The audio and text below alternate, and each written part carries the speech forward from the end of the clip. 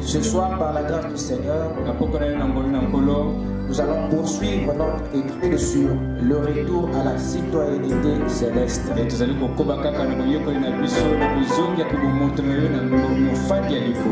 Et j'aimerais insister ce soir sur les clés du royaume des cieux.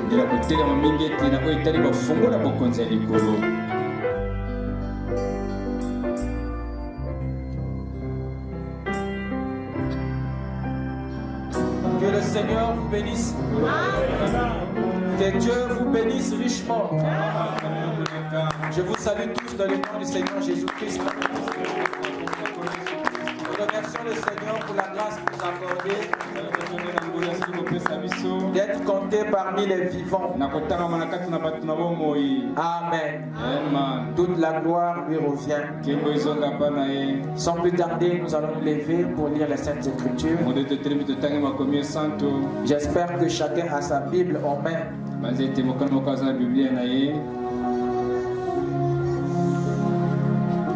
Ma prière est que chacun vienne avec sa Bible.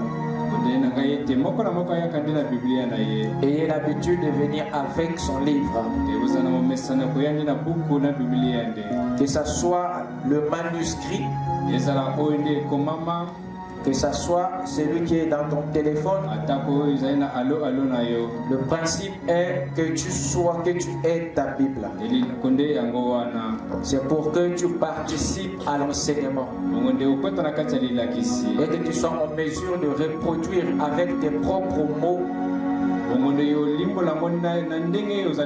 le message que le Seigneur nous donne. Amen. Nous allons lire dans deux passages. D'abord dans Luc 10, verset 19. Ensuite, nous prendrons Matthieu 16, le verset 13 à 20.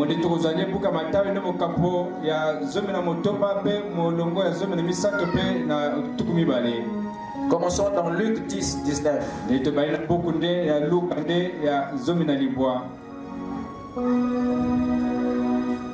Voici, je vous ai donné le pouvoir de marcher sur les serpents et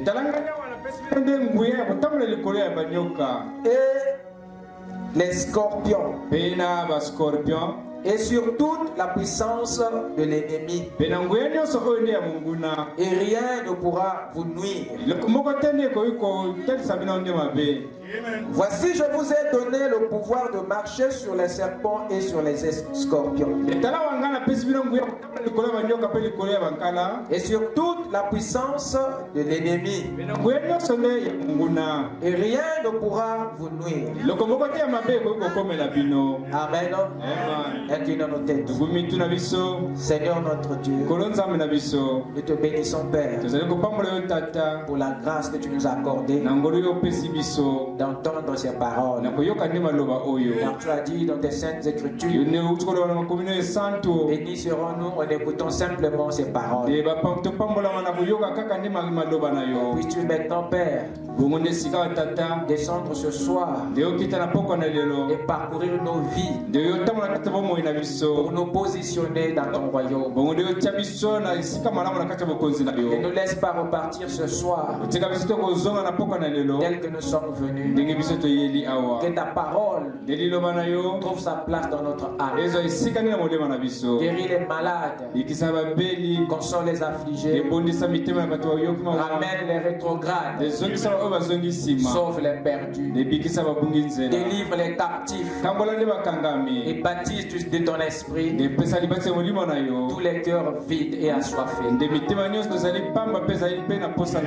Nous te remettons, Seigneur, tes écritures et viens nous parler, car tu es un Dieu vivant. Dans le nom de Jésus-Christ, nous t'avons ainsi prié. Amen. Je vous prie de vous asseoir pendant que nous ouvrons dans Matthieu 16. À partir du verset 13 jusqu'au verset 20.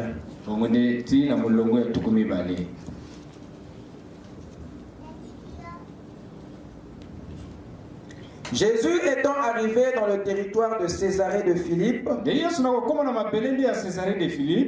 demanda à ses disciples, qui suis-je? Au dire des hommes, moi le fils de l'homme. Ils répondirent, les uns disent que tu es Jean-Baptiste, les autres Élie, les autres disent que tu es Jérémie ou l'un des prophètes. Et vous, leur dit-il, qui dites-vous que je suis? Simon Pierre répondit, tu es le Christ, le Fils du Dieu vivant. Jésus, reprenant la parole, lui dit, tu es heureux, Simon, fils de Jonas, car ce ne sont pas la chair et le sang qui t'ont révélé cela, mais c'est mon Père qui est dans les cieux. Et moi je te dis que tu es Pierre, et sur ce roc je bâtirai mon église, et que les portes du séjour des morts ne prévaudront point contre elle. Je te donnerai les clés du royaume des cieux. Ce que tu lieras sur la terre sera lié dans les cieux, et ce que tu délieras sur la terre sera délié dans les cieux. Alors il recommanda aux disciples de ne dire à personne qu'il était le Christ. Amen. Que le Seigneur ajoute ses bénédictions à la lecture de sa parole. Amen. Ce soir, par la grâce du Seigneur, nous allons poursuivre notre étude sur le retour à la citoyenneté céleste.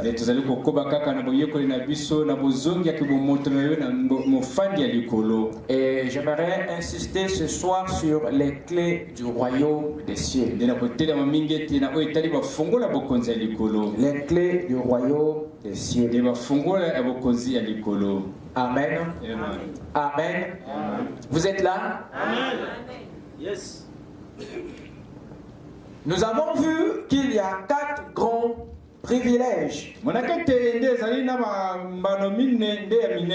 que Dieu accorde à tous ceux qui intègrent son royaume à la naissance. Nous avons parlé de la domination. Nous avons parlé de la propriété. Nous avons parlé du choix. Nous avons parlé de la représentation. Quelqu'un se souvient-il de cela? Amen. Il s'agit là des 4 grands privilèges. Cela ne veut pas dire qu'en dehors de ces privilèges, il n'y en a pas d'autres. Il y a bien d'autres, mais nous prenons les plus importants et les moins étudiés, les plus essentiels et les moins étudiés. Et c'est sur ces privilèges que j'aimerais parler, afin de mettre notre attention sur quelque chose que nous n'avons pas pris en compte tout ce temps.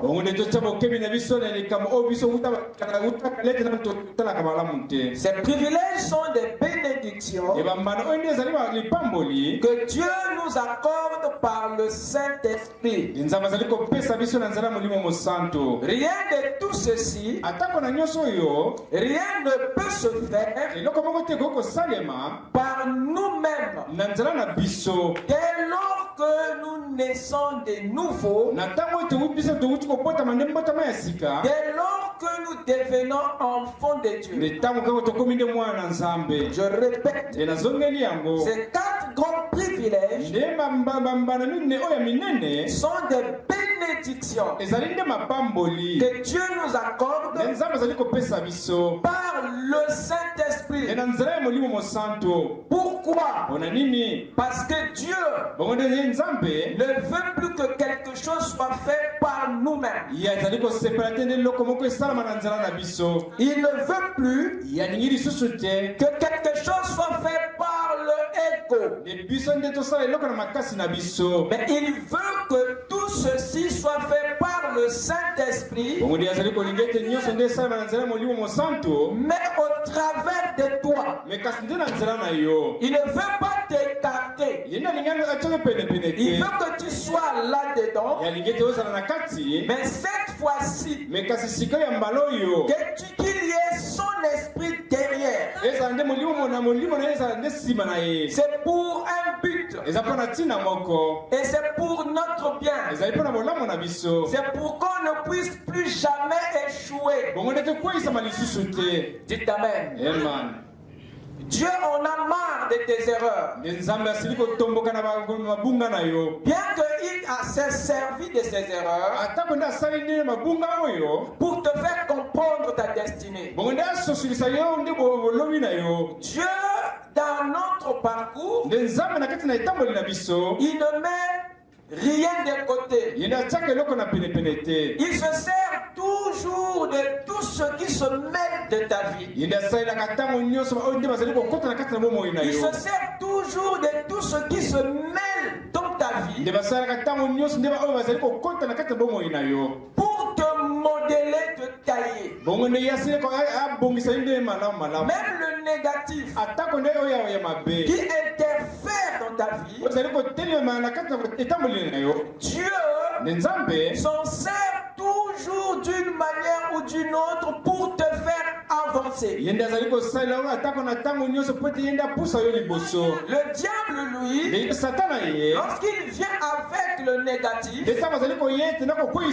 c'est en fait pour te détruire. Mais il ne connaît pas le plan de Dieu pour toi. C'est ça qui fait que le diable soit toujours surpris à la fin, alors qu'il pensait pouvoir te détruire. Mais il se rend compte que Dieu se sert de son propre poison pour purifier ton sang. Alors il se rend compte que même son action envers toi était une action qui t'a avancé, alors qu'il croyait que cela devait te reculer. Ce qui nous amène à une petite conclusion. Même nos erreurs ont un caractère prophétique. Quelqu'un peut dire Amen? Amen. Dieu ne perçoit pas les choses de la même manière que nous. Lorsque Moïse a frappé le rocher 2 fois, Dieu l'a frappé pour cette erreur. Mais Dieu n'a pas omis ça. Il a validé cette erreur.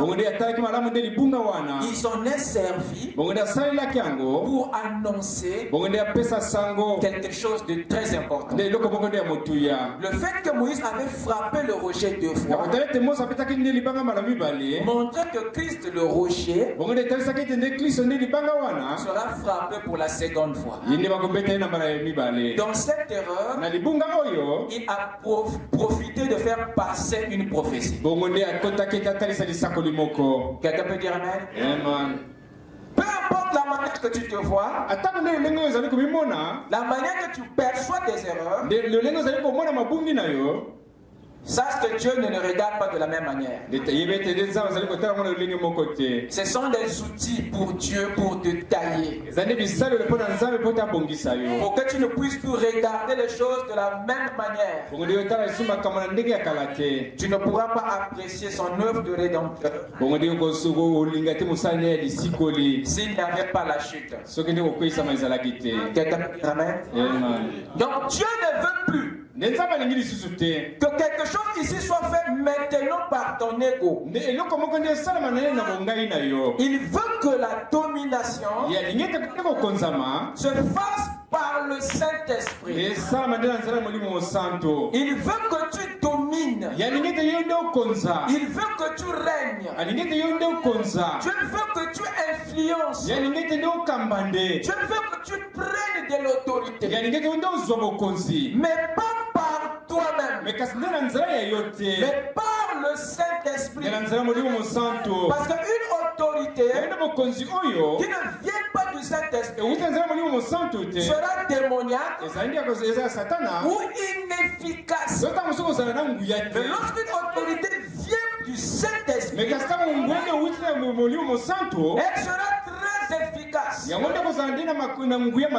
Raison pour laquelle Dieu veut que tu domines, mais par le Saint-Esprit, pour que tu sois efficace. Je veux entendre l'amen. Il veut que tu possèdes, mais par le Saint-Esprit, que tu puisses t'approprier de quelque chose par le Saint-Esprit. Je veux que tu choisisses, mais plus question avec ton propre cœur. Il veut que tu choisisses, mais par le Saint-Esprit. Quelqu'un peut dire amen? Parce que le Saint-Esprit, c'est le moi de Dieu. Et il veut que tu choisisses par son moi à lui. Il ne veut plus que ses filles ou ses fils choisissent par convoitise. Choisissent les choses par complexe. Mais il veut qu'ils choisissent par la conviction du Saint-Esprit. Il ne veut plus que tu décides par défaut. Il veut que tu décides par la conviction du Saint-Esprit. Ce n'est que de cette manière que tu pourras faire des bons choix. Que tu pourras prendre des bonnes décisions.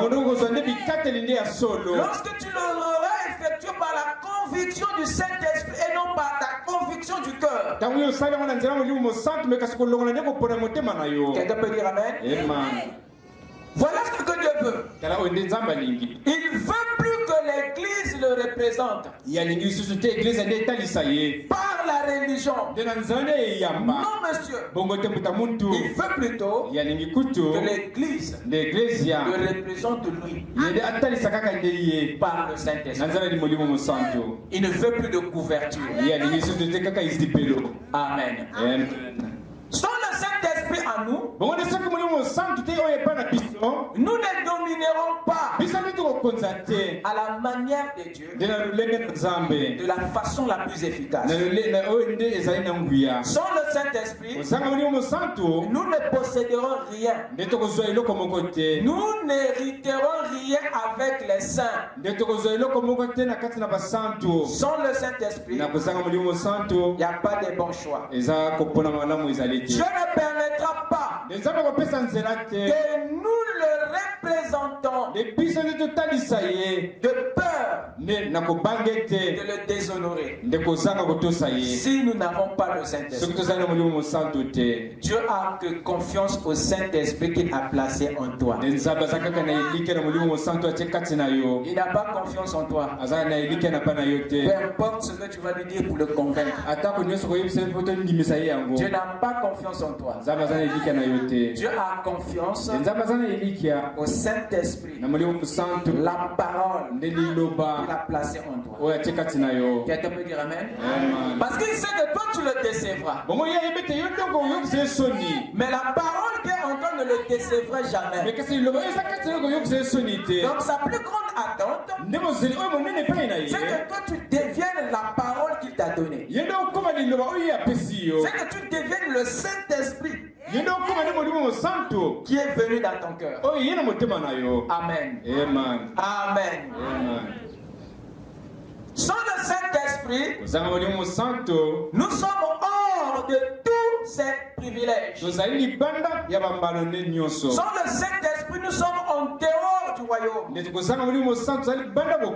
Seul le Saint-Esprit nous met en contact avec ses privilèges. Seul lui nous met en possession de ses privilèges. Je dis bien seul le Saint-Esprit. Elle nous met en possession de ses avantages. Par la nouvelle naissance. Par le baptême du Saint-Esprit. Mais le Saint-Esprit seul est celui qui nous met en contact de ses privilèges. Est celui qui nous met en position. En possession, j'allais dire, de ses privilèges. Pas même la nouvelle naissance. Pas même pas le baptême du Saint-Esprit. La nouvelle naissance te met en position devant chacune de ses promesses. Mais le Saint-Esprit te met en possession. Je répète, la nouvelle naissance ou le baptème du Saint-Esprit te met en position devant ses privilèges ou ses promesses. Mais la personne du Saint-Esprit, lui, il te met en contact, il te met en possession de ses promesses divines, de tous ses privilèges. C'est ce qui explique l'absence de ces privilèges dans la vie de certains chrétiens nés de nouveau ou baptisés. Il est né de nouveau, il est baptisé, mais il n'est pas en possession. Il ne représente pas. Ou il n'arrive pas à représenter Dieu. Il n'arrive pas à influencer. Mais il est né de nouveau. Il est baptisé. Mais il n'arrive pas à influencer. Il est toujours en guerre avec les premiers démons qui le combattaient dans le monde. Il y a encore une absence de victoire quelque part. C'est ça qui explique le tâtonnement de certains enfants de Dieu. C'est ça qui explique la privation, l'absence de cette bénédiction chez certains. Et c'est quoi la situation? C'est quoi le problème? Écoutez ce que le prophète dit ici. Je vais prendre ici dans la délivrance totale.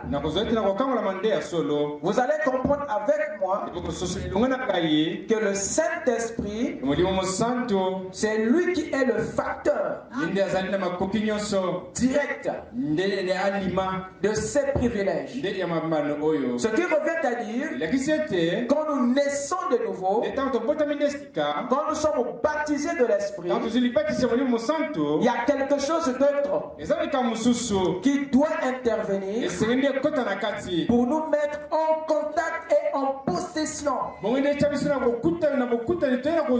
afin que nous ayons accès au privilège qui fait de nous des rois, des citoyens à l'image de leur roi.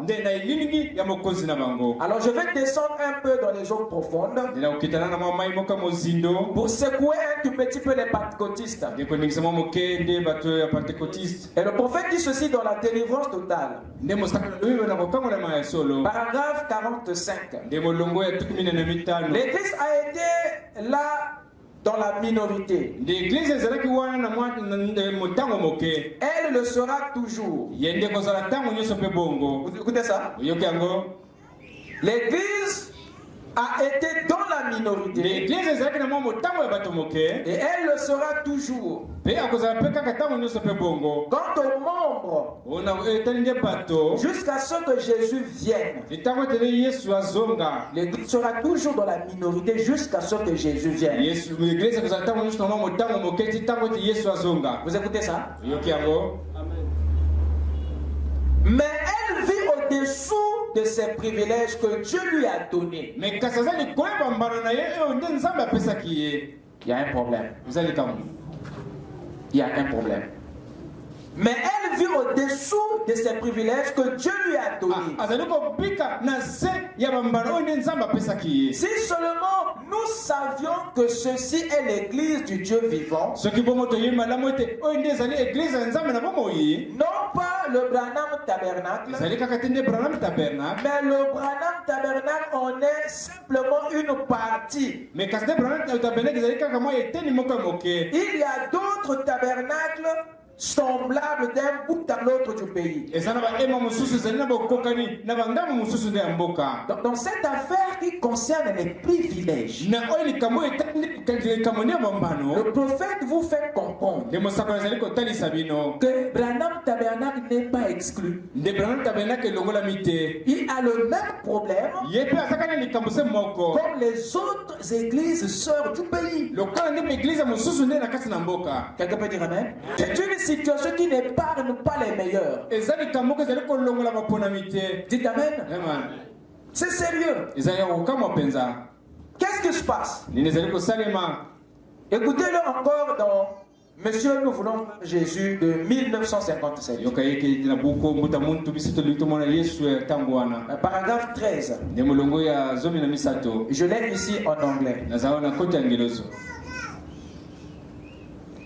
C'est la seule chose que j'ai trouvée au milieu des chrétiens aujourd'hui. That's the only one thing I found with the Christian church today. C'est la seule chose que j'ai trouvée au milieu de l'église chrétienne aujourd'hui. It's que c'est la peur. It's afraid, c'est la peur. It's backup. Elle recule. It doesn't understand its privilege. Ils ne comprennent pas leurs privilèges. We are living far under the privilege that God has ordained for us to live. Nous vivons loin, en dessous des privilèges que Dieu nous a ordonné de vivre. We are now, not will be. Nous sommes maintenant, pas que nous serons. Les fils et les filles de Dieu. And we try to put it in the millennium somewhere. Et nous essayons de mettre cela dans le millennium. Donc de jeter ça quelque part. Donc comme nous avons manqué de mettre mettre la main sur nos privilèges, alors pour nous consoler de cet échec actuel, on jette ça dans le millénium, dans un âge un peu plus loin. Frère, on aura ça au ciel. Dans le millénium, on aura tout ça. On va dominer. On aura la propriété. Tout ceci. L'histoire et tout. Voilà comment est-ce que l'église se console. Alors qu'il a loupé de jouir de tous ses privilèges, au lieu de chercher pourquoi. Parce que si tu n'as pas les prémices de ces privilèges maintenant, qu'est-ce qui nous rassure que là-bas tu les auras? Tu dis que tu iras au ciel. Mais moi je te dis, si tu n'es pas au ciel maintenant, tu ne le seras pas demain. La preuve que tu y seras, il faut que tu y sois now. Est-ce que je peux entendre la main? Lorsque vous renvoyez les privilèges, lorsque vous renvoyez vos bénédictions à une autre époque, c'est une excuse. Trouvez plutôt pourquoi vous ne pouvez pas jouir de vos privilèges maintenant, au lieu de les renvoyer à plus tard. Rien ne te prouve que tu les auras là-bas. Mais c'est le travail que l'église ne veut pas faire. Connaître le pourquoi ça ne va pas. Savoir le pourquoi je ne l'aime pas maintenant et réparer la situation. Mais on se console. Dites amen. L'espoir n'est pas la foi. Et les gens se consolent. Amen. Mais le royaume ne traite pas les affaires de cette manière. Quand le royaume constate qu'il y a un manque, alors que tu es dans tes droits, le royaume ne peut pas renvoyer ailleurs. Il ne peut pas renvoyer ta situation à plus tard.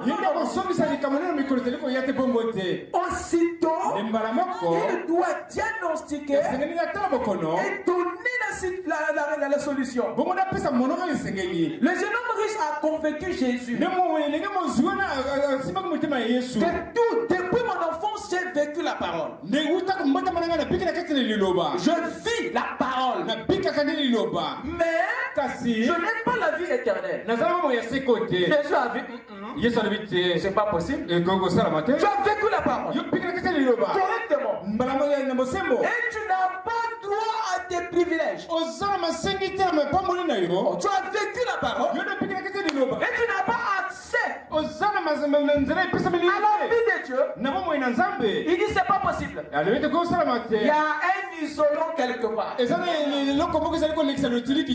n'a pas tourné le dos à ce gars et s'en allait. Comme faisaient les certains sacrificateurs et certains lévites. Ils ont vu un gars mort sur la route. Ils ont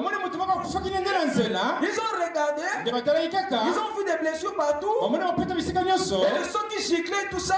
Ils ont remarqué qu'en dehors de ça, il y a l'absence de la vie. Si je traite les blessures et que je ne suis pas capable de le ramener à la vie, qu'est-ce que les gens ne diront pas? Il est passé. Il a continué. Il a caché son incompétence. Il n'a pas cherché le pourquoi et administré la solution. La Bible dit que c'était un sacrificateur, donc un homme qui appartenait à une religion. Quelqu'un peut dire amen? Un sacrificateur est passé. Il a eu le même comportement.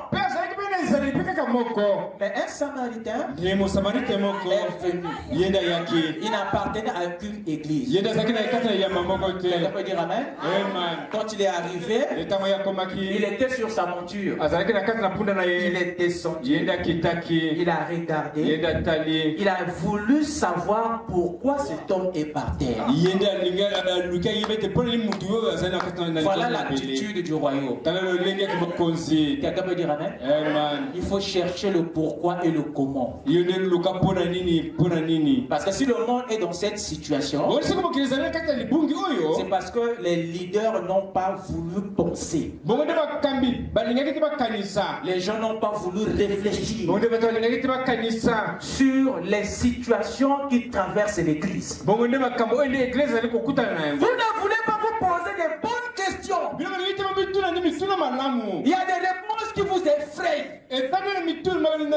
Voilà pourquoi vous refusez d'étudier, d'analyser. Tu sais que tu es incompétent. Et tu refuses d'étudier la situation. Cette peur cache une incompétence. Mais dans le royaume, même ceux qui n'ont pas les dons étudient la situation pour chercher les experts. Quelqu'un peut dire amen? Le jeune homme a dit à Jésus, voilà moi j'ai fait ça. Jésus a dit non. Comment ça? Il dit laisse-moi voir. Quand Jésus a diagnostiqué la situation du jeune homme riche, il a trouvé là où ça n'allait pas. Il a dit bingo, j'ai trouvé. Mais toi tu es un bon gars, je t'aime. Mais c'est pas tout. Le fait que je t'aime, ça n'achève pas la chose. Dites amen. Nous croyons que chacun de vous ici est aimé par Dieu. Hein? Mais il t'a encore envoyé à l'ambassade. Il nous a encore envoyé à l'église. Hein? Et tout ça c'est l'amour. Dites amen. L'amour n'abandonne pas. Quand tu vois quelque chose, quelqu'un dans un mauvais état, l'amour te poussera à corriger. S'il faut envoyer dans un centre de formation, tu enverras. Jésus a dit au jeune homme riche, moi je t'aime. Mais je dois te dire ce qu'il faut faire. Il dit vas-y, sépare-toi de tout ce qui t'empêche de jouir de la vie. Va te détacher de tout ce qui t'empêche de jouir de tes privilèges. Ensuite, ne reste pas là-bas. Viens et suis-moi. Vous écoutez ça? Pourquoi? Parce qu'il devait changer d'environnement. S'il va appliquer ce que le Seigneur a dit et qu'il reste seulement là-bas, il reviendra encore en arrière. Pour que les mêmes démons que tu as évacués ne reviennent plus dans ta vie, il faut que tu changes d'environnement. Je peux entendre la main? Voilà pourquoi il dit va et suis-moi, ne reste pas là-bas. Et voilà comment ce que le jeune homme riche était maintenant en difficulté. Ça c'est le problème de beaucoup de young people. Vous avez du mal à prendre des bonnes décisions. C'est pas que vous ne savez pas ce qui est bon. Vous savez ce qui est juste. Mais sauf que vous n'avez pas assez du cran pour prendre la bonne décision. Tu sais que ce que tu retiens dans le monde n'est pas bon. Tu le sais. Donc la décision de se séparer avec, c'est là le problème. Dites amen. Alors tu ne peux plus continuer à déranger Dieu, à te bénir, lorsque tu es incapable de prendre la bonne décision. Dites amen. Parce que les privilèges appartiennent à ceux qui ont accepté de défier la loi de la pesanteur. Jésus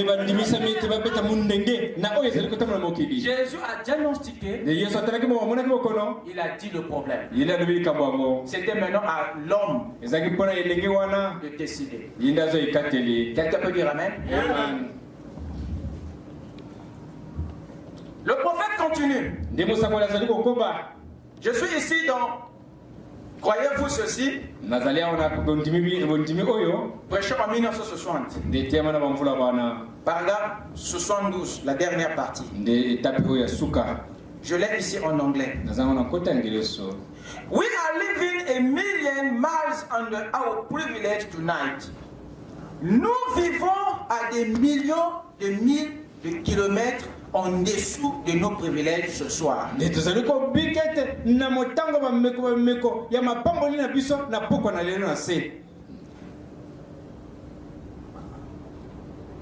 Amen. Amen. Il dit, I feel ashamed of myself. J'ai honte de moi-même. When I look out here and see institutions, quand je regarde ici et je vois les institutions, les malades et les situations ainsi de suite, qui courent un peu partout, our church would be walking in the street, healing the sick. Notre église devrait être dans la rue en train de guérir les malades. Chassons les démons, accomplissons les signes et les miracles,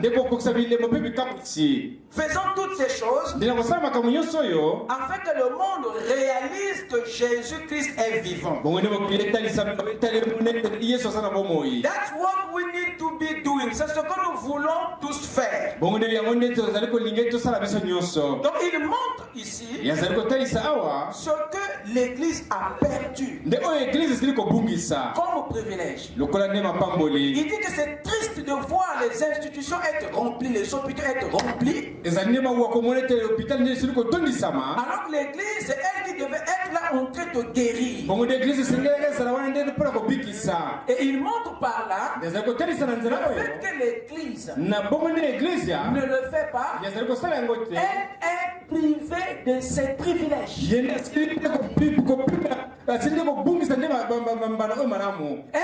pas le contrôle sur certaines situations et ça la garde en retrait alors que c'était son travail. Quelqu'un peut dire amen? Amen. Dans Messieurs, nous voulons voir Jésus prêcher en 1957, paragraphe 23.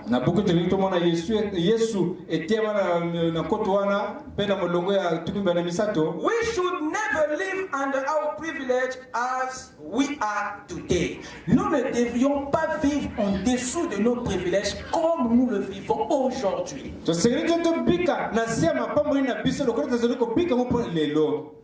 Il y a un problème. Le prophète était persuadé que l'Église ne jouissait pas de ses privilèges. Vivait plutôt loin de cela. Il y a un problème. The great power of God lays within the reach of every member of the body of the Christ. Il dit la grande puissance de Dieu repose à la portée de chaque membre du corps de Christ. Dites amen. Amen. Elle est là.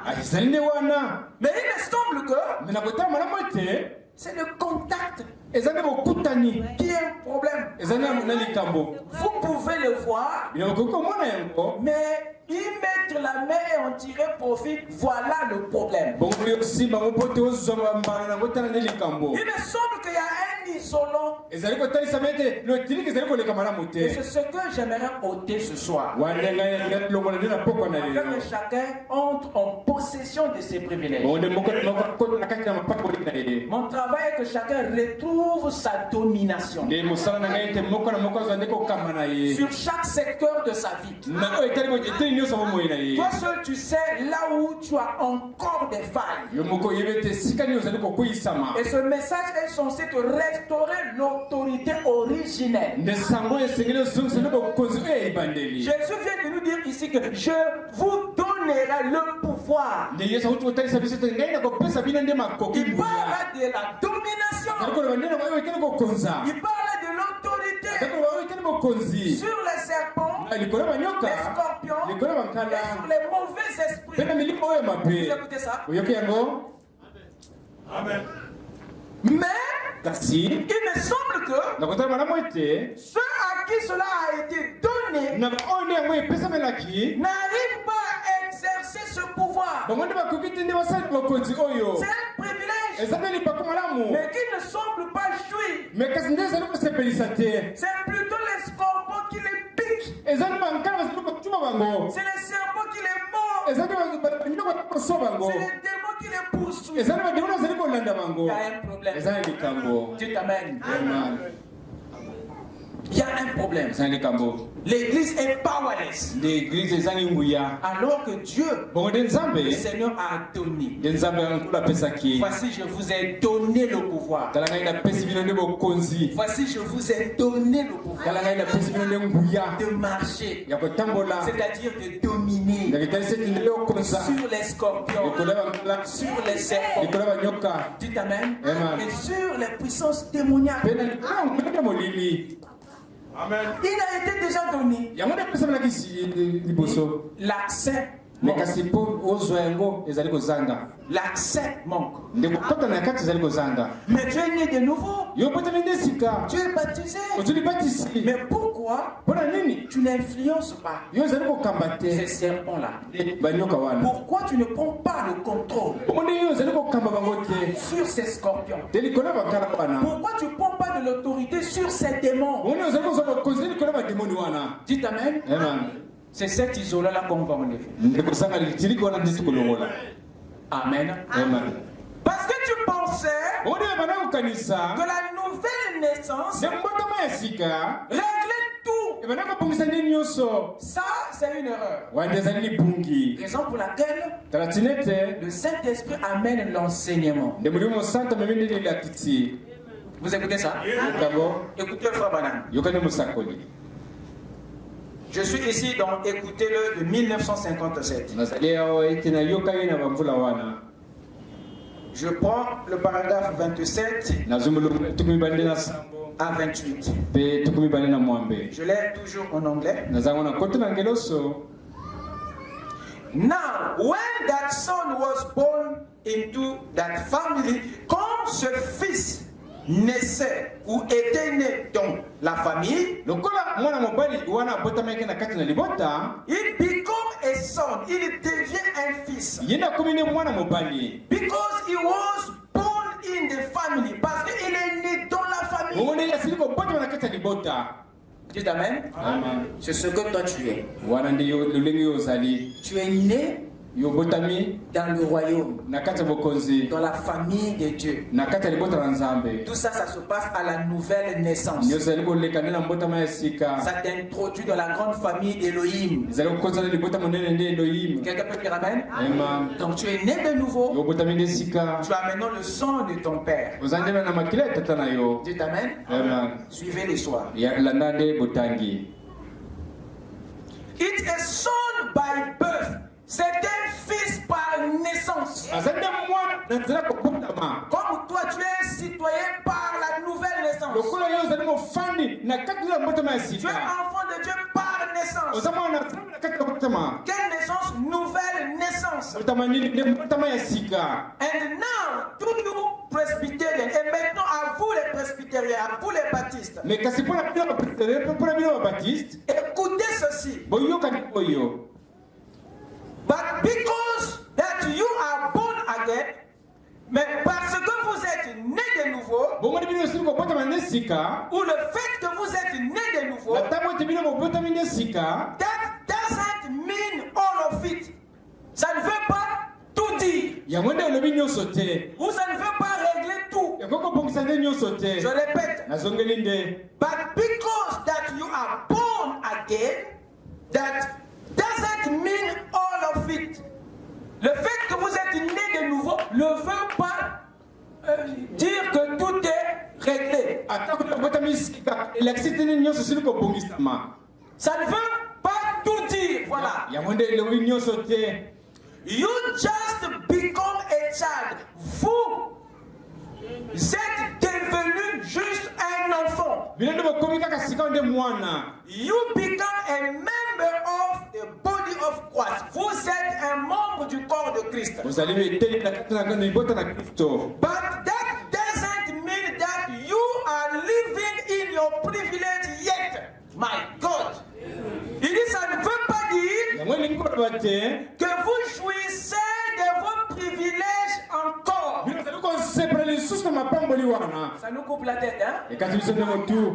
Tous les nés de nouveau ont des assiettes vides maintenant. Il dit, c'est pas que le fait que vous êtes né de nouveau, ça ne veut pas dire que vous jouissez de vos privilèges encore. That doesn't mean that you are living in your privilege yet. Cela ne veut pas dire que vous jouissez de vos privilèges encore. And that's what the matter with you people. Et c'est ça le problème avec vous. Ça c'est le problème avec les gens. That's what the matter with the world. Voilà le problème avec le monde. They are living under their privilege. Ils vivent en dessous de leurs privilèges. Because they think when they were born again, that settled it. Je répète. Et voilà le problème avec les gens aujourd'hui. Le problème est que ils vivent, les gens vivent en dessous de leurs privilèges parce qu'ils pensent que quand ils sont nés de nouveau, that settle it, cela règle la question. Cela établit la chose. That only put you in the position for every divine promise that God made. Donc la nouvelle naissance te met simplement dans la position vis-à-vis de chaque promesse divine que Dieu vous a faite. La nouvelle naissance t'aligne à tes promesses. Vous écoutez ça? Parce qu'avant tu n'étais pas aligné. Et quand tu nais de nouveau, tu es maintenant aligné devant tes promesses, devant tes privilèges. Mais il y a quelque chose qui te met en contact, en possession. Il y a la position et ensuite la possession.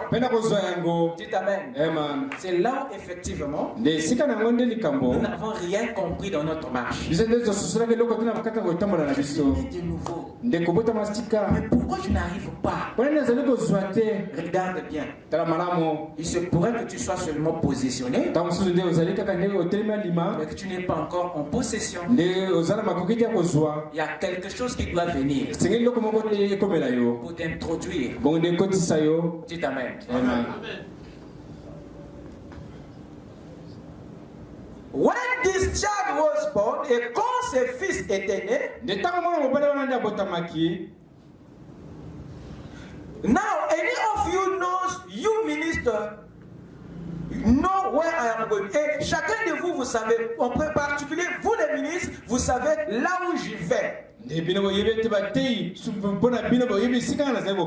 dit tout droit croit au placement de ce fils.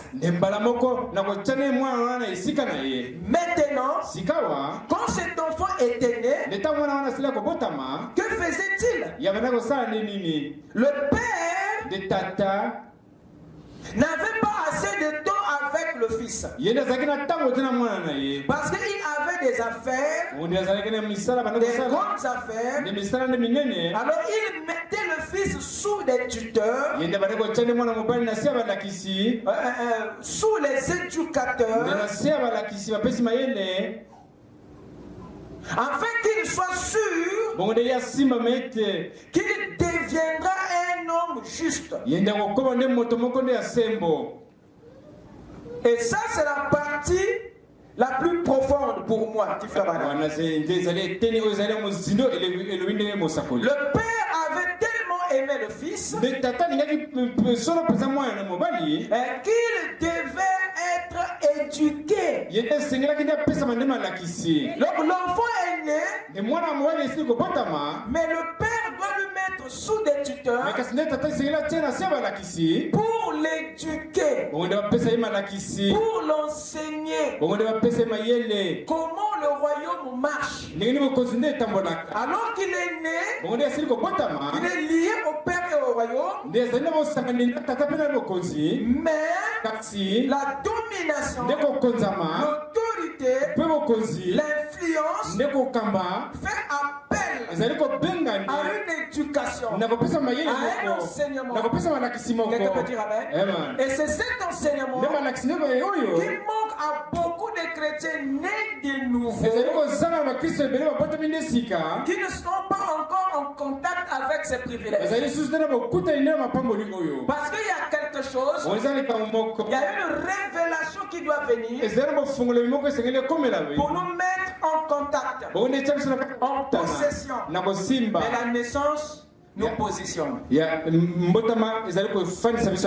Quelqu'un peut dire amen? Le prophète dit ceci dans Compte à rebours. Paragraphe 37. La nouvelle naissance, c'est lorsque vous naissez de nouveau. Mais le Saint-Esprit, c'est lorsqu'une puissance entre dans cette naissance pour produire le service. Je répète, la nouvelle naissance, c'est lorsque vous naissez de nouveau. Mais le Saint-Esprit, le Saint-Esprit, c'est lorsque une puissance, un esprit, entre dans cette naissance pour produire le service. Donc comment voulez-vous avoir à la nouvelle naissance ce que vous êtes censé avoir à l'arrivée du Saint-Esprit? Et c'est ça le nœud. C'est ça le nœud. Voilà pourquoi ces privilèges, c'est par le Saint-Esprit que ça vient. C'est par lui que nous entrons en contact, en possession de ces privilèges. Tu veux dominer, c'est bien, mais sache que c'est le Saint-Esprit lui seul qui amène ça en toi. Dites amen.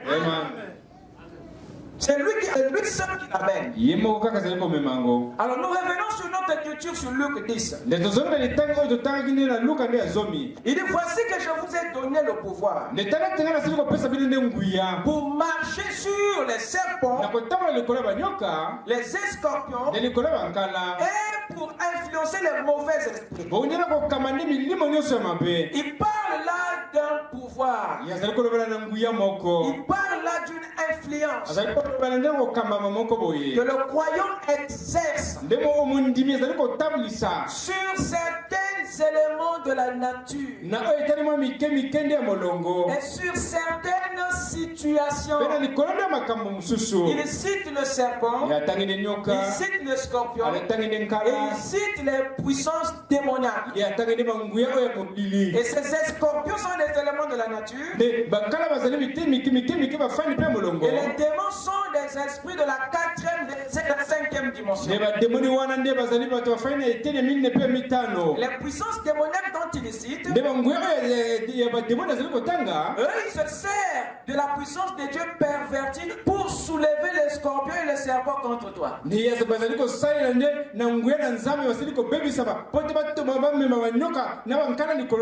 serpent en Éden n'était pas dangereux avant que le diable ne vienne sur lui. Donc le diable, son rôle est de soulever la nature pour te faire périr. Il se sert des tonnerres, des éclairs, des éléments de la nature, des sauts, des vagues, pour noyer les enfants de Dieu. Il est derrière certains mouvements que font les hommes. Le diable est derrière certains phénomènes de la nature. Donc lorsqu'il cite ici, il cite les scorpions, il cite les serpents, il commence à citer les tabernacles, et après il parle des esprits qui se servent de ces tabernacles. Écoutez, revenez sur Luc. Revenez sur Luc. Et regardez ce qu'il dit. Luc 10, 19. Il ne faudrait pas que ça vous passe au travers.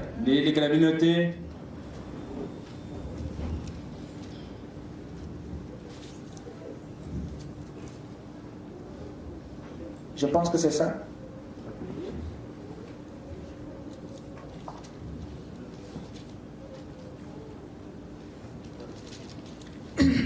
Écoutez. Yoka.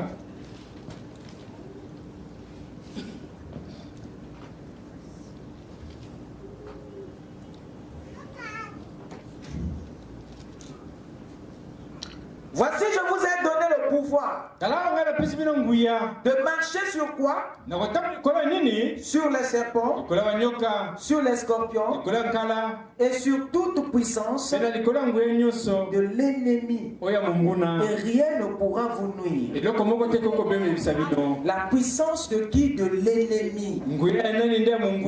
L'ennemi est au singulier. Regardez bien. Les démons, c'est la puissance de Satan, l'ennemi. Vous n'avez pas plusieurs ennemis. Dieu n'en a pas plusieurs. Dieu n'a qu'un ennemi. Et c'est cet ennemi-là qui a une église, qui a un troupeau, des démons. Et les troupeaux, les démons, c'est la puissance de Satan, l'ennemi de Dieu. Vous écoutez ça? Alors qu'est-ce qui se passe? Comment est-ce que l'ennemi agit? L'ennemi agit en se servant de sa puissance. Ces démons. Et ces démons se servent des tabernacles naturels,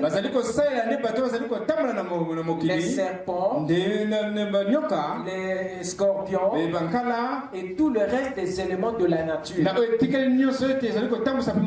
Il les agite, il les déplace de leur place, de leur position. Il les pervertit juste pour te noyer. Et toi, si tu n'es pas enseigné, tu ne pourras pas faire le lien entre le serpent et les démons. Tu ne pourras pas faire le lien entre la tempête et les démons. Et Frère Branham dit que derrière chaque vague se cachait une troupe de démons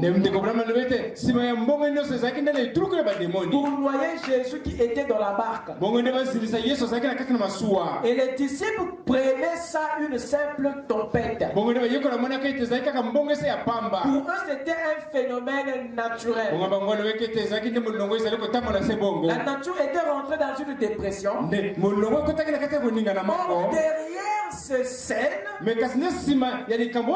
cachait une puissance qui chevauchait les eaux, qui agitait les vagues. Je peux entendre la main.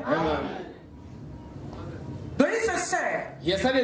Mais Dieu dit, voici, je vous ai donné le pouvoir. Qu'est-ce que ça veut dire? C'est que toi, tu as reçu quelque chose qui te permet d'influencer le scorpion, le serpent. Et en l'influençant, et tu ramènes l'élément de la nature à sa place. Et l'ennemi qui l'a utilisé rejoint son monde. Parce que lui, dès lors que le corps qu'il utilise est ramené dans sa position, l'esprit qu'il habite est froissé. Parce que son travail est de garder le tabernacle en dehors de sa position initiale. Dites amen. Mais comment allez-vous exercer le pouvoir sur le scorpion si vous n'avez pas les clés? Parce que cette domination et ce pouvoir fonctionne d'après les clés. Et si vous ne les connaissez pas, ça sera difficile d'exercer ce pouvoir. Quelqu'un peut dire amen? Écoutez mes chers amis, ouvrez avec moi dans Matthieu 16.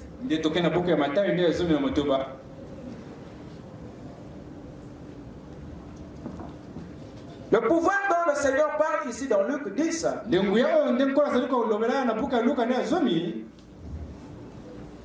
c'est une influence que le croyant est censé exercer sur quelque chose. Mais vous ne pouvez pas exercer cette domination si vous n'avez pas la connaissance, la maîtrise des formules qu'on appelle les clés. Pour dire que en dehors de la nouvelle naissance, il faut que le Saint-Esprit amène un enseignement, une révélation, des clés en vous, afin d'entrer dans l'exercice de cette influence. Remarquez ici avec moi. Matthieu 16. Écoutez l'histoire.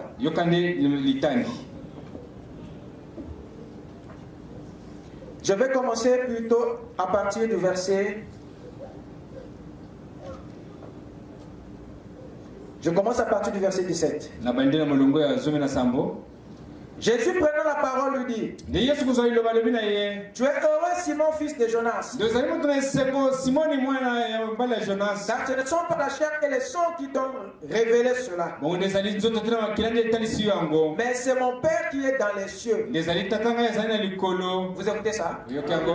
Il s'agit ici de la déclaration que Pierre venait de donner. Et Jésus lui fait comprendre que ce n'est pas le sang et la chair qui t'ont révélé. Ça veut dire qu'il y a des révélations qui viennent du sang et de la chair. Mais celle que Pierre vient de donner ne vient pas du sang et de la chair. Mais vous devez être capable de distinguer une révélation charnelle d'une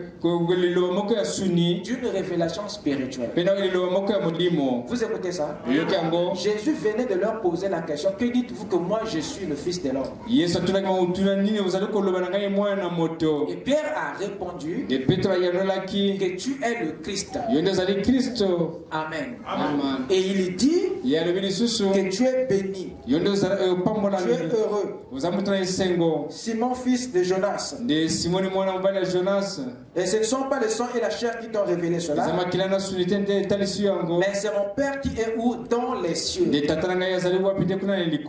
moi je te dis que tu es Pierre, et sur ce roc, dans la version originale il y a deux pierres. moi, je te dis que tu es Pierre. Et ça, c'est la personne. Et sur cette pierre, la deuxième pierre, c'est Petros en grec. Il n'avait pas de lien avec le premier Pierre. Donc, la première pierre, c'est une personne. Mais la deuxième pierre, c'est la révélation que Pierre, la personne, avait donnée. Et moi, je dis que tu es Pierre. Et ça, c'est la personne. Et sur ce roc, je bâtirai mon église. Ce n'est pas la pierre de la personne, mais la pierre de la révélation. Et c'est sur ce que tu viens de dire, selon laquelle moi, Jésus, le Fils de l'homme, je suis Christ. Et cette révélation-là, c'est sur elle que je bâtirai mon église. La révélation selon laquelle Jésus est le Christ. Or, le mot Christ veut aussi dire le roi ouin. Donc l'église serait bâtie sur la révélation selon laquelle Jésus est le roi. Donc c'est sur cet attribut selon laquelle Jésus est roi et non Dieu. Je répète, il le dit parce que c'est un attribut qui est très méconnu du peuple. Vous le connaissez autant que Dieu, mais vous ne l'avez jamais connu autant que roi. Pour que l'église soit son royaume, il faut que la tête soit le roi. Quand Jésus prophétisait, envisageait bâtir l'église. Et cette construction n'était pas une affaire en dur ou en brique. C'est bâtir, c'est-à-dire choisir, édifier, enseigner. Je bâtirai au futur mon église. Et l'église qu'il devait bâtir n'était pas un bâtiment. N'a rien à voir avec un bâtiment. Quelqu'un peut dire amen? L'église dont il parlait, c'était des individus qu'il choisirait. Parce que le mot ecclésia a commencé avec les Grecs. Ensuite, les Romains ont pris cette philosophie. C'est les Grecs qui ont commencé avec le terme ecclésia. C'était le cercle que le roi choisissait. Les gens que le roi choisissait, qui devaient figurer dans sa présence, et qui devaient maintenant appliquer sa pensée dans le royaume. Les conseillers des rois grecs, on les appelait les ecclésias. C'était les personnes les plus importantes du royaume. Parce qu'ils étaient dans le secret du roi. Chaque fois que le roi parle, ils sont tout autour. Ceux qui écrivent toutes les pensées du roi et qui vont dans le royaume pour les exercer. Ils ne donnaient jamais leur propre opinion au peuple. Ils communiquaient l'opinion du roi au peuple. C'était la philosophie des Grecs. Alors quand les Romains ont envahi la Grèce, ils ont mis la main sur cette philosophie. Parce que c'est ça qui a mis la Grèce antique au-dessus des autres empires. Même quand vous entendez les concepts comme les démocrates, la démocratie, ce sont des concepts grecs. Alors quand les Romains sont tombés dessus, ils ont récupéré cette philosophie et ils ont aménagé et ils ont créé le Sénat. Mais à partir de la philosophie grecque de Ecclésia. Et tous les Césars avaient maintenant des Sénats. Et c'est eux qui étaient tout autour de l'empereur. C'était les hommes forts du régime. C'est eux qui prenaient toutes les pensées de César et pour les appliquer. Les sénateurs. Et c'était le cercle restreint de l'empereur. Et c'est ce qu'on appelle aussi ecclésia. Donc Jésus, quand il parlait à cette époque de l'église, c'est pas un mot que Jésus a inventé. C'est un mot qu'il est venu trouver parce que César qui était là avait son ecclésia. Et comme lui c'était un roi, il devait aussi avoir son sénat. Dites amen. Il devait avoir son ecclésia. Et ça devait être des gens qui devaient choisir par lui-même. Tel que tu es là, tu fais partie de son ecclésia. Il a dit dans la Bible, c'est pas vous qui m'avez choisi, mais c'est moi qui vous ai choisi pour faire partie de son cercle. Et c'est l'ecclésia qui connaît les secrets du roi. Voilà pourquoi il te révèle les sceaux, parce que tu es membre de son secret. Voilà pourquoi il dit que sur cette révélation, sur ce secret, je bâtirai mon ecclésia. Et vous êtes assis sur le secret de Dieu. Et quand il descend de la montagne, il dit aux disciples de ne pas dire. Dites amen. Mais il y a des choses que vous seuls vous connaissez, le monde ne connaît pas. Ces mystères, le monde du dehors ne les connaissent pas. Même certains anges, Paul dit, ils doivent apprendre certains mystères par l'église. Dites amen. Vous avez les secrets. Voilà pourquoi il vous a été donné de comprendre les mystères. Écoutez la suite. Je vais aller vite pour terminer. Et moi je te dis que tu es Pierre et que sur ce roc je bâtirai mon église. Et que les portes du séjour des morts ne prévaudront point contre elle.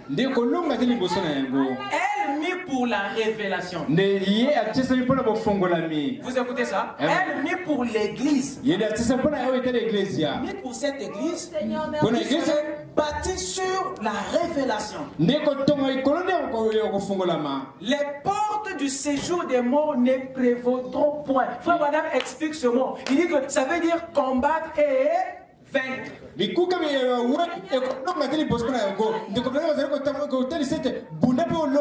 Donc le séjour des morts a des portes. Or qui dit porte fait appel à une clé. Parce que c'est des clés qui ouvrent la porte. Et les portes du séjour de mort ici c'est au pluriel. Il dit les portes. Donc le séjour de mort a beaucoup de portes. Mais comment allez-vous contrôler ces portes? Si vous n'avez pas de clés, le diable peut ouvrir l'enfer. Mais si tu n'as rien pour la refermer, ta maison est envahie. Si tu n'as rien pour la fermer, c'est fini. Dites amen. Et voilà pourquoi il charge son église. Il dit je te donnerai les clés du royaume des cieux. Dites amen. En fait, tout ce que tu lieras sur la terre. Les clés là viennent d'où? De la terre. Les clés viennent du ciel. Vous savez pourquoi? Parce que le ciel est plus fort que la terre. Donc, quand vous recevez recevez les clés du ciel, c'est là que vous pouvez maintenant influencer la terre. Tout ce que tu lieras sur la terre sera lié au ciel. Donc vous recevez les clés pour exercer un pouvoir où sur la terre. C'est pour influencer la terre et toutes ses ressources. Donc si les portes du séjour de l'enfer se déferlent, les clés que tu détiens peut la refermer. Et le temps de la fermeture dépend de toi. Les clés viennent des cieux parce que ce sont là des formules qui sont au-dessus des lois de la terre. Tout ce que la terre a, le ciel les a. Mais tout ce que le ciel a, la terre ne l'a pas. Voilà pourquoi Dieu vous investit. Dites amen. Si sur la terre il y a les ténèbres, ça veut dire que le ciel a la lumière. Si la terre est informe, le ciel a la forme. Si la terre est vide, ça veut dire que le ciel a la plénitude. Donc lorsque tu es visité par le vide, mais toi tu as eu une clé venant du ciel qui peut amener la plénitude dans le vide. Quand tu es visité par les ténèbres, tu peux amener la lumière sur la terre. Tu peux influencer la terre, ton environnement, à partir des clés du royaume des cieux. Et ces clés sont des lois. Ces clés sont des principes. Écoutez pour terminer. Je symbolise les clés. Notez avec moi. Premièrement, la clé est le symbole de l'autorité et du pouvoir. Deuxièmement, la clé est le symbole de la loi et des principes. Troisièmement, la clé est le symbole de la solution aux problèmes. Quatrièmement, la clé est le symbole de l'accès à quelque chose. Cinquièmement, la clé est le symbole de l'information ou de la révélation. Et sixièmement, la clé est le symbole du secret ou du mystère. Quelqu'un écoute? Parmi les clés que Jésus avait promis à l'église, il y a deux types de clés. Il y a celles qui changent et celles qui créent. Les clés de changement sont les lois spirituelles. Mais les clés de création sont les lois divines. Les clés spirituelles ou les clés de changement sont les clés qui changent les circonstances. Sont les clés ou les lois qui vous permettent de corriger ce que le diable a déformé. Ces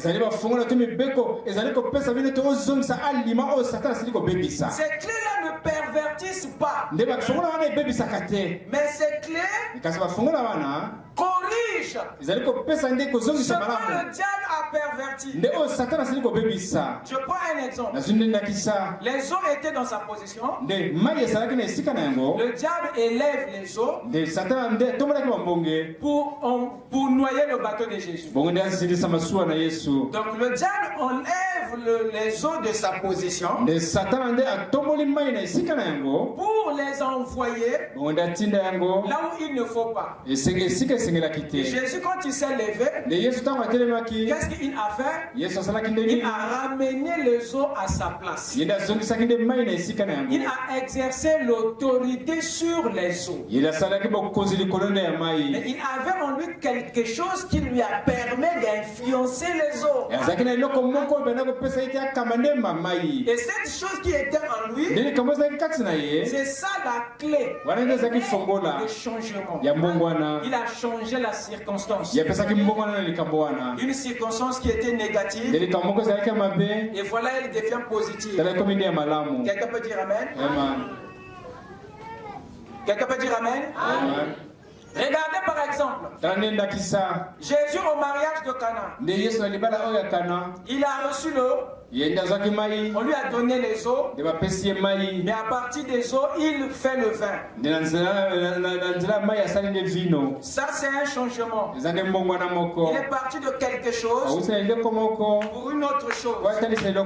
Quelqu'un me suit? Il lui a donné 5 morceaux de pain et il a changé en 12 paniers de pain. Il les a multipliés pour nourrir 5000 personnes. Il avait au départ 7 pains. Et à la fin, on s'est retrouvé avec 7 paniers. Moïse avait un bâton. Et quelques temps plus tard, ça s'est changé en serpent. Nous avons les eaux du Nil ici. Et voilà que cela devient du sang. Il prend la poussière et il change la poussière en poux. Il avait une clé qui pouvait changer les éléments de la nature sans occasionner un dommage. Et les clés de changement qui sont les lois spirituel vous introduit dans les affaires du Fils qui sont appelés par les œuvres de Jésus. La première phase de votre domination. Et dans ce travail, vous avez la foi qui est la clé qui vous permet de changer une situation, d'accomplir un miracle. Il a dit, celui qui croira en moi fera les œuvres que je fais. Donc la foi te donne accès aux œuvres de Jésus. Il dit, voici les miracles qui accompagneront ceux qui auront cru. Ils imposeront les mains. Ils chasseront les démons. Ils boiront des breuvages mortels. Ils marcheront sur les scorpions. Cela ne leur fera aucun mal. Mais pourquoi il parvient à exercer une influence sur les scorpions et ces choses? Parce qu'ils ont cru. C'est la foi en eux qui leur permet d'influencer les éléments de la nature. Il dit, ils imposeront les mains aux malades et les malades seront guéris. Ça, c'est un changement. La foi, c'est la clé du royaume qui change une situation, qui redresse un événement. Lorsque vous l'avez, vous pouvez accomplir les œuvres de Jésus. Marc 16. Quand vous avez la foi, c'est là une clé. L'une des clés du royaume, c'est la foi. Et c'est elle qui change les choses. C'est elle qui corrige les choses.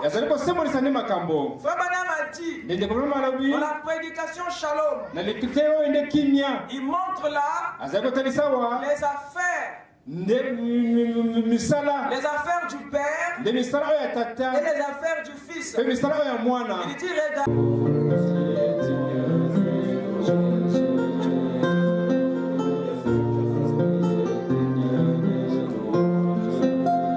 Seigneur notre Dieu, Ce soir, Père, notre regard s'est tourné vers la croix. Là où tu nous as communiqué toutes les vertus du royaume. Là où tu avais rendu tout possible. En accomplissant tout. Et tu as permis, Seigneur, que le rideau du lieu très saint soit brisé, afin que nos yeux voient le lieu très saint. C'était un jour de victoire. Le jour où, Seigneur, nous avons été affranchis de tous les liens du diable.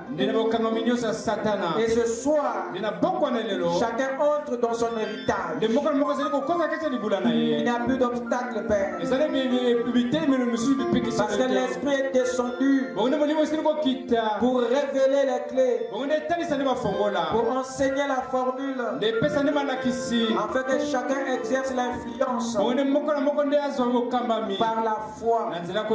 Seigneur Dieu, et s'il y avait une maladie dans le corps, Seigneur, nous l'éloignons dans le nom de Jésus.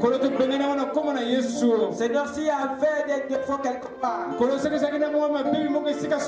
par la foi, Seigneur, puisses-tu apporter la perfection.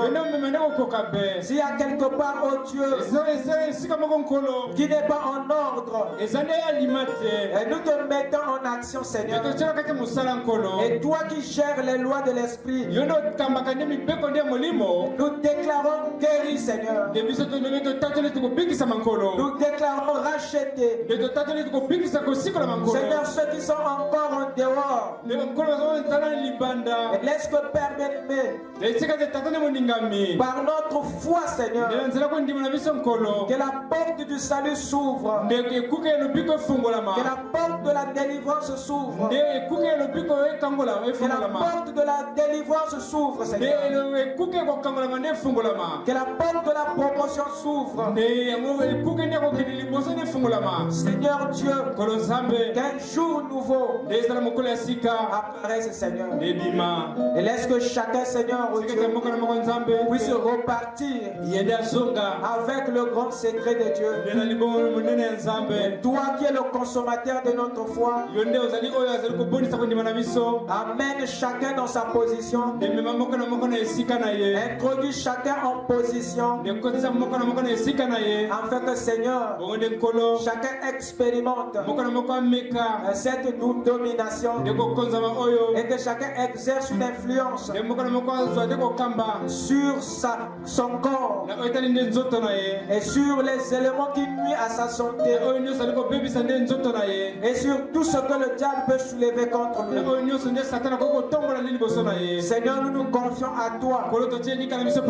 Va avec chacun de nous, Seigneur. S'il y a un lendemain, Père, rassemble-nous encore autour de ta parole pour avancer dans la révélation. Maintenant, Seigneur, puissons à toi, Père.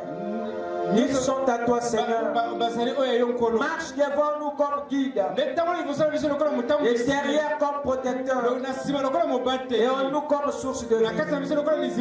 Que ta colonne de feu puisse éclairer nos ténèbres. Que la colonne de nuée, Seigneur, puisse inspirer nos pensées. Sois la solution pour chaque enfant de Dieu et sois la clé pour chacun de nous, Seigneur. Alors nous l'avons demandé pour le changement total de chaque vie. Dans le nom de Jésus-Christ, nous avons ainsi prié. Amen, amen. Que le Seigneur nous bénisse. Allez dans la paix du Seigneur. Allez pouvoir partir. Shalom. Nous acclamons le Seigneur.